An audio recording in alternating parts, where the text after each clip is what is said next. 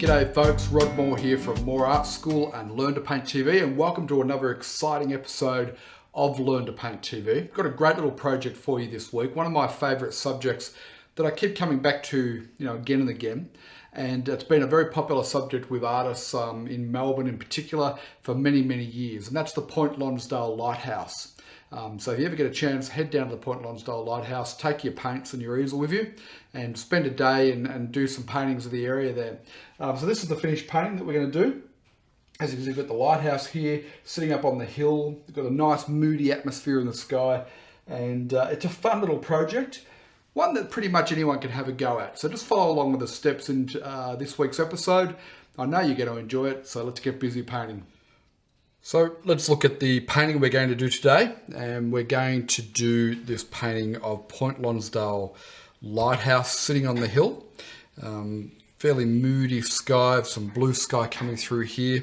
We've got the old World War II bunker, and we've got these nice exposed rocks. It must be low tide here. Now it's a fairly overcast day, and I think we're going to brighten it up a little bit. We're going to make it a bit happy. You can see everything's in sort of shadow here. Okay, let's start off with step one of the Moore method of painting. So I'm going to use my little flat brush, my new one, and I've got my ultramarine blue and the alizarin crimson there. So just use that as a thin mix. Now the important thing about this drawing step, I guess, is to not let your lighthouse get too big, and to make sure you've got plenty of room for it. So what I'm going to do, I'm going to start off by just roughing in the lighthouse. Okay, and we'll put everything else around that, because what I need to make sure is that I've got enough room in the sky there for it. Okay, and this is really rough. It's just about getting the placement right. Okay, it's going to sit around about there. And it's quite easy to get carried away and to paint this just that little bit too big. So I've got a little bit of room left in the sky there. Not as much as I'd like, but it'll be enough for us to go with here. And I might even pull it back and make it a bit smaller. So what that means is the rest of the painting gets fairly easy to situate. We've got the hill here, okay, which is going to run sort of somewhere there. And then we've got this World War II bunker. Runs out, well, it's not that long, runs out to about there. It's got a little bit of a rock there, face, comes down to a dip there, goes along, and then it goes up, not as high as the roof of the bunker. Okay, then that comes down, and then there's jutting one out there, and then the horizon line of the water, so I'll just put that rock there, runs in through there, and then we'll run it in that way, the water. So that's step one, just using our two colours there, ultramarine blue, alizarin crimson, and just finding our big shapes and our placements. Right, so we've got this hillside mass that runs through there, that's one big shape. We've got the lighthouse shape, so that's two. We've got the water triangle shape in there, that's three. We've got these two rocks, rocky sort of formations, that's four. The sand, and then the sky, right? They basically create themselves as negative shapes. Okay, so I've got my big brush. I need to get this sky area in fairly quickly because I want to, get some soft edges and so on. So it makes sense to get this bluer area in first, and I don't have enough blue on my palette. Hang on one sec. There we go. So yeah, it makes sense to get the blue area in first. So I'll take a chunk of the blue and a chunk of the white. This is going to be a fairly bright blue passage through the painting. Okay, so there it is there. And let me just block that in. That's good. So that'll dry a little darker. Now I could have probably used a cerulean blue, a cooler blue for this part of the sky, but because I want to keep the palette simple, I won't. I'm just dipping in a little bit of water there because the canvas is a little bit dry. And just to get that paint moving. But as we add more white, you've got to be careful it doesn't go back to being too lavender. If it does, just add a little bit of that third primary in there. three primaries cancel each other out when mixed together. Okay, so if you have a look at that, ooh, that's dark, isn't it? Doesn't look so dark there. It looks very dark up there. So that means we need a lot more white. I'm not going to worry about the fact that I've made that really dark. I'm going to utilize it, right? So see how that's much lighter there? I'll leave that dark corner there. And then let's just work around the lighthouse there. Okay. And we'll get more white in there. And utilize that a little bit lower down. So I'm not going to try and paint clouds or anything here. I'm really more about trying to paint atmosphere, you know, like a mood. Okay. Just cross over into the blue.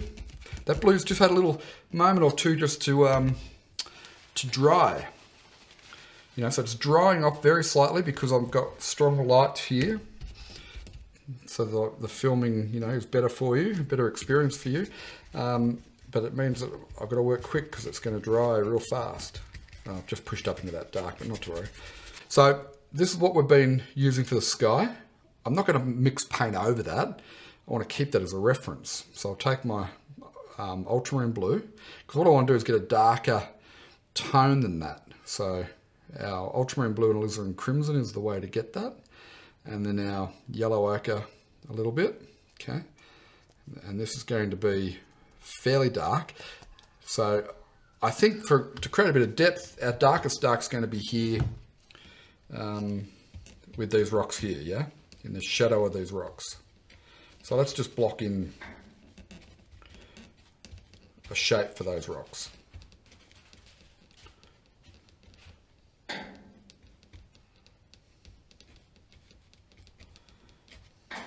Okay. And then we know, then we just need to lighten it back a bit.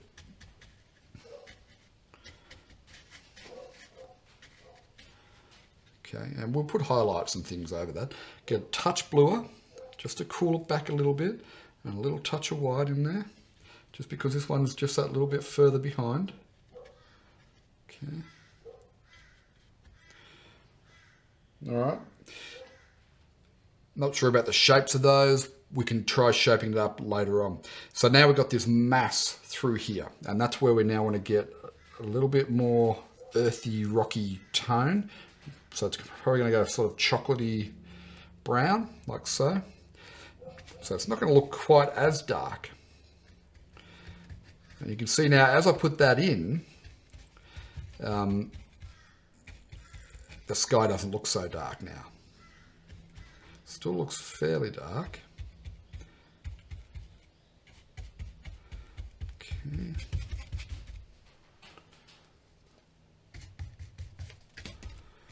I'll just run that up a little bit higher on that side.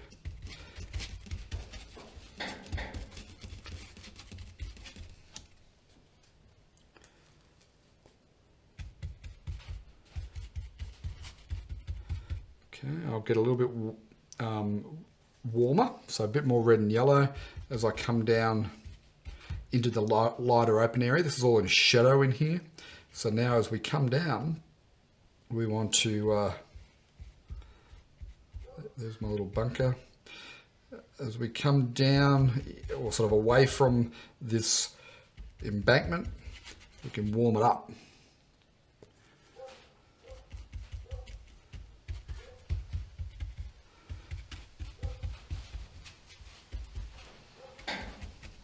So our next logical step is going to be this sand area here. It's sand sort of mostly in shadow. We will put a couple of highlight passages in there. So we're going to take our yellow ochre and a little bit of red in there. Okay, and just a little pinhead of the white. Any white we'll use for the sand, well, I'll put a little bit of white in there, but most of the white I'm going to use for the sand will come as a highlight, okay, and just a touch of blue just to grey it. Okay, maybe a little bit more red and blue. So you can see I'm just pulling through the red and the blue there, okay, and getting a little bit on the brush. Pop that in there, a little touch more red, okay, and then we'll mix that up. There we go. It's getting a more of a shadowy or a darker version of yellow ochre, okay. And let's just try that. So you can see it's not as dark as our darks in here, but it's not light as it's in sunlight either, which is what I want. I want it to look like it's in shadow mostly, and I'm going to clip in a few little spots of highlight. No idea where, but we'll work that out. We'll let it dry and settle down, and then we'll reassess. Okay, just work around those rocks. It's a little bit gluey, or a little bit sticky, the paint. I think because I've got bright lights fairly close, so just a touch of water. I don't like to use too much water, but as long as, if it's for the underpaint, then it's not as much of a problem as it would be if it was the final sort of layers of paint. Notice I was careful around my rocks there. I'm not going to touch those just yet.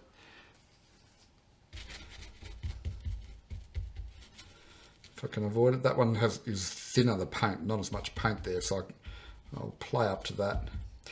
If I leave a few little spots of white here and there, at this stage I'm not worried, because when we come to do our step 3, our finishing details, highlights, etc., that's when I can just pop colour into those little patches of white. But if the white worries you, then use a colour ground. I could have painted the entire canvas in this colour, just watered down, a really thin wash of it, and let that dry first.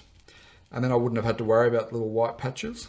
So if that does worry you, then that's an approach. In fact, maybe in the next episode of Learn to Paint TV, we will explore that. We've done it a couple of times, but it might be worth exploring it again. Okay, getting there.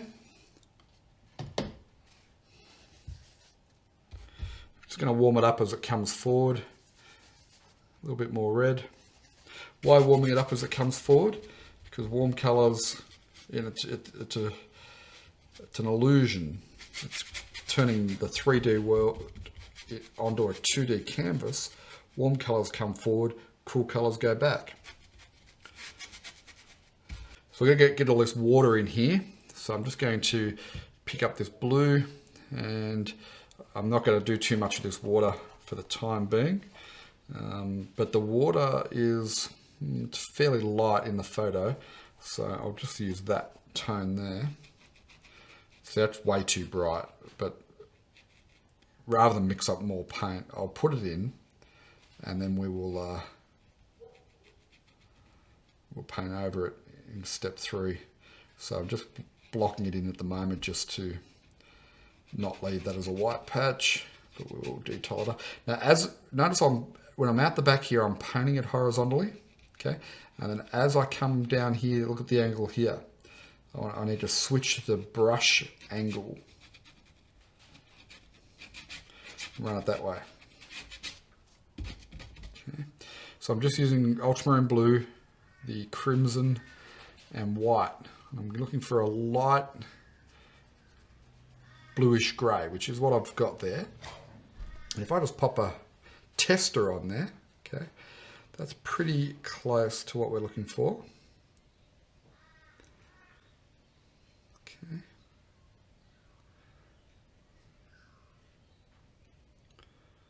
Just got to be careful to get that line down there correct.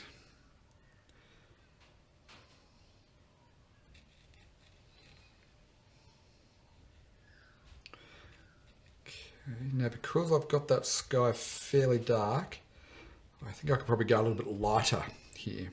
So I'll take some more white, I'll mix that in, because I need to get that contrast happening, so that this lighthouse stands out a little bit. And I'm doing it kind of different to the photo, because I did go dark with the sky, whereas the sky is quite a bit lighter than the lighthouse. Now what I'm trying to do here is go lighter than my dark sky and sort of ignore the photo now.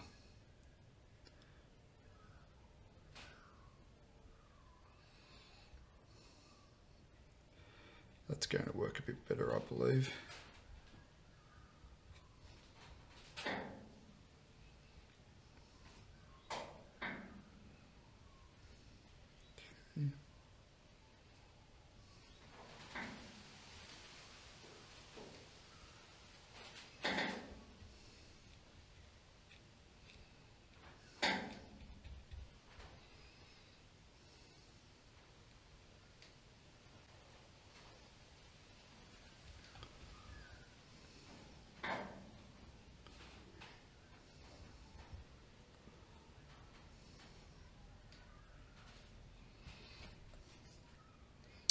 Okay, that's roughly the shape there. This top part here is in a green. I'll take my ultramarine blue and yellow ochre. We'll see if we can't get a dark green happening. Well, we won't see, we will. I know we'll get one happening. All right, so that's around about it there. And I don't want too much paint in the brush, so I'll just pull a little bit off. I've got a bit of white on the back of that. So I just want to use this one face here now. And pop that in there.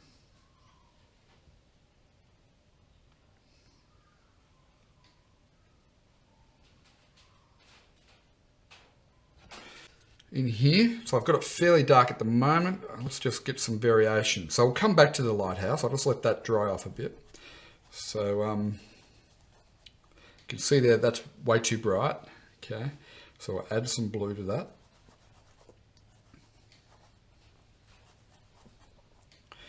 So this is not going to be a highlight as such. It's more of a mid value that I'm looking for. And we just want to come in here and create, you know, some little sandy patches and little sand duney type of effect, but still keeping it in shadow, which, as you can hopefully see there, that's what that is. And then there's foliage that sort of intersperses that. Okay, there's a bit of exposed rock there, a bit of exposed rock in through there. Okay, it's a bit bright there. Let me just get a slightly darker version. I'll just add blue and red to that. You can see that. Lighter version, darker version there. And that darker version is closer to the original tone there. Okay. And I'll just run that up. Just fixing up some of those edges there, which I didn't, I've left a few too many gaps with the white paint. Okay. And again, not our final highlights, so I'm just getting in some mid-tones. Okay, so I've just got some more yellow ochre, and I'll pop that there. I'll get some more of this titanium white. And we're going to put just a few highlights on our beach here now on the sand. Okay.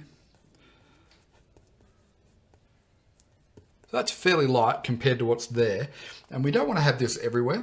We just want to just pick up where some sunlight might be just clipping on it.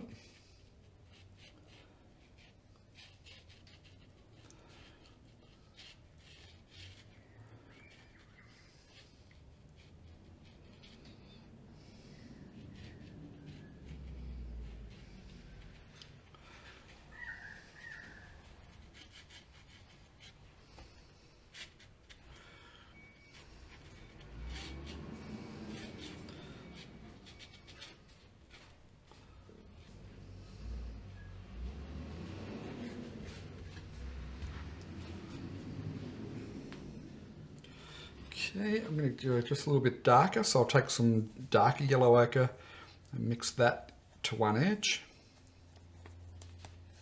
Okay, and just integrate some of that, just so it's not too big of a jump.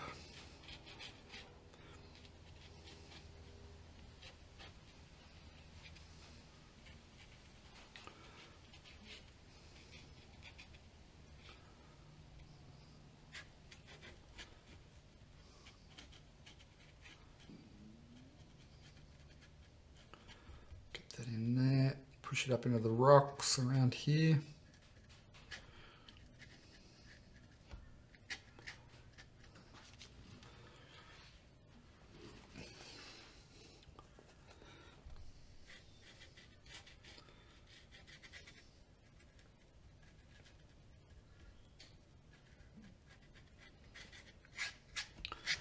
And then I'll bring it into the bottom here as well. Stand up and have a look. I think that's getting there. So I want this section in here to still be in shadow, just because it's blocked by the hill there, the light. But the part that's more exposed in the open beach, I want that to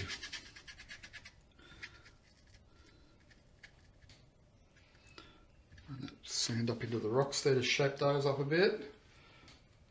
Starting to get there. Let's have a look at this one over here now. So again, I'll take my alizarin crimson, yellow ochre. We'll just get some warmer tones happening in here.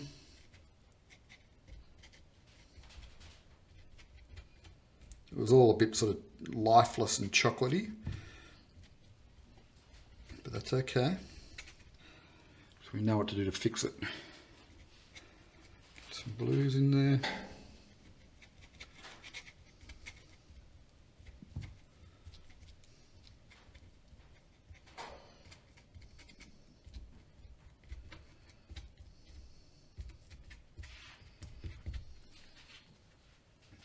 Okay, and then I'll come to this highlight tone here.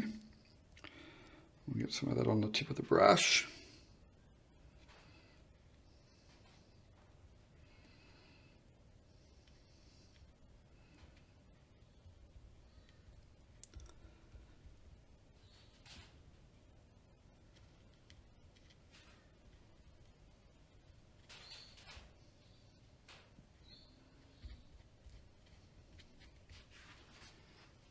Okay, looking okay there. And just work up to those edges a little of those highlights. I don't want them to be too dominant, the highlights. Same time, I don't want to get my paint too pasty, like I've just got it a little bit there. So I'll just mix in some dark and I'll just fix that. Now everything I'm doing so far, this is really a beginner's approach, and it's something that any beginner can have a go at. So it doesn't matter where you're up to with your painting. If you just follow the steps that I've been showing you, then you can do this painting absolutely. Okay, I've kept it as simple as we can for the purposes of, you know, everyone being able to have a go at this. So now I've got my blue and my red. That's why I'm just using a very limited palette here. Okay, my blue and my red. I'll just get a little bit of that light. I don't want it to be totally dark. But you can see there's my dark tone there. And I'm going to use this brush. I'll just give it a clean first. Okay, so I'm going to go into some detail work here now. And it would be helpful to have the brush nice and clean. Okay. I'll get a little touch of water onto the brush. And just dab that into the end there. Okay, let me get rid of that paint. And so what we have here is we've got a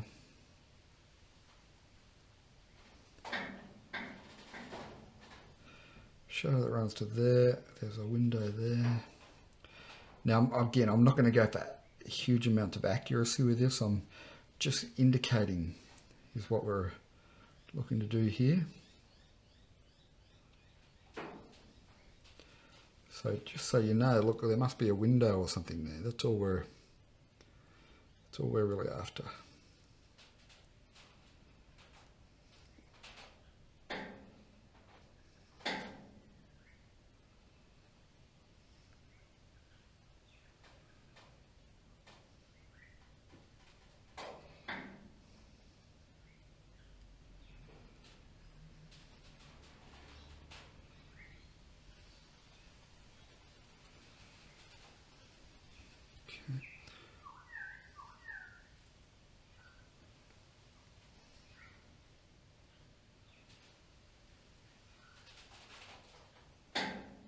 There's that little platform there. Probably comes out just a touch further. Okay, I'm just going to get a lighter version of this tone.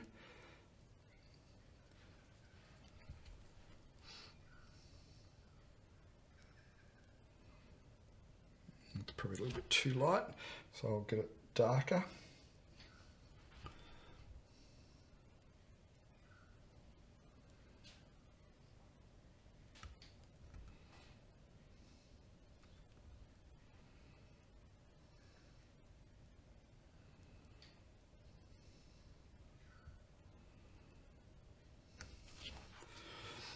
Runs out to the side there.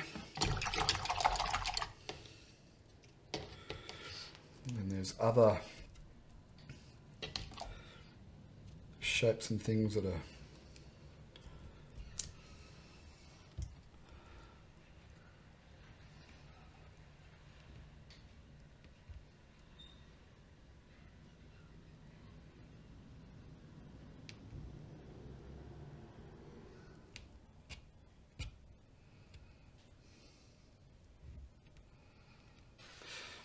so I'm just going to need to mix up a dark-ish tone. So I'll start with a lighter tone here. Try and match it to that background colour. We'll go a little touch darker.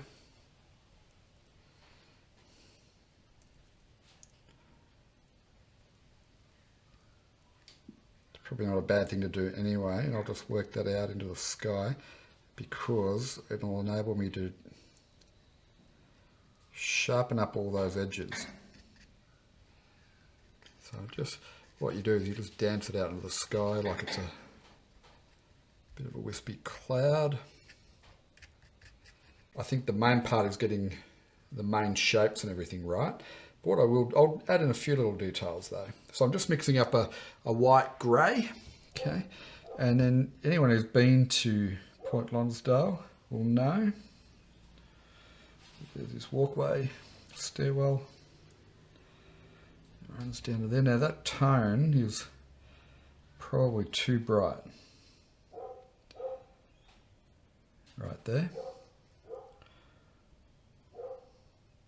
Always make sure when you sign a painting that you leave it far enough up and in so that the edges of the frame don't block it when you frame it later on. So I'm pretty happy with that. I think that's not a bad little example of a beginner level painting. It's a good little seascape painting, something different from what we've done so far. And it's a good subject that many people will recognise, especially if you're from Australia, and in particular from Melbourne.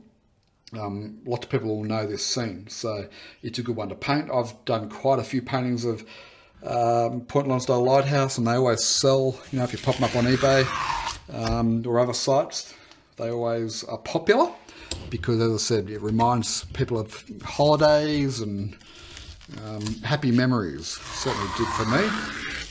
It's part of the reason why I like painting it. So we'll take the tape off. It's always exciting pulling the tape off to reveal what the painting's looking like.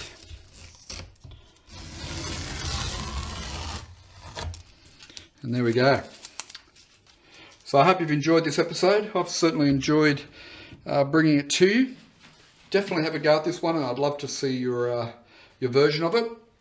Take your time, have some fun, and just work your way through all the steps, and you can definitely create a painting like that as well. And make sure you drop by our website at www.learntopaint.tv. Check out all the other episodes and future episodes coming up as well. And you can register for a free 5-day painting course there, which will teach you the basics of the Moore method of painting and the process that we go through to create a finished painting like this one. And until next time, happy painting and cheers for now.